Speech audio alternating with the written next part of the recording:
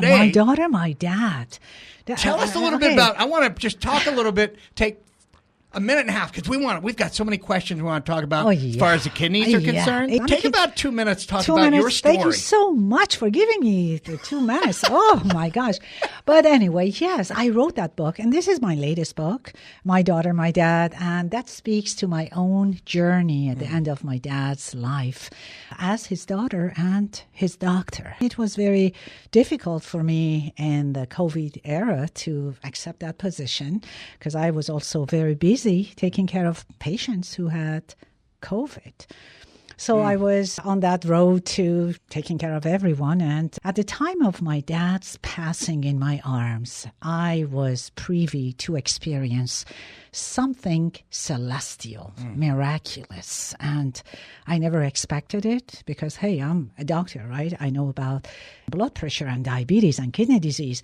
But from there, coming to experience from that close distance, that corner of my dad's room, he was obsessed by so intensely in the last few days of his life that I was so curious to see what is he seeing that we are not seeing? What is that he's experiencing that we are not able to experience? And at the time of his passing in my arms, I saw a beautiful thing. I think for people to know exactly what the description of that beautiful thing is, they can go to Amazon and purchase My Daughter, My Dad on Amazon and then bring it on the book festival on the 26th and 27th of April at the LA Times Festival of Books. So I can sign a copy of it for you.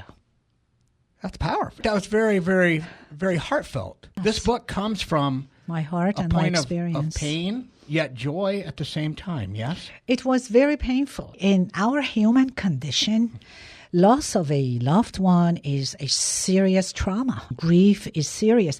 Remember how we talk about we have to stop stress, anxiety, doubt, fear. One of the serious emotions that in our lifetime we have to deal with sooner or later is loss of a loved one.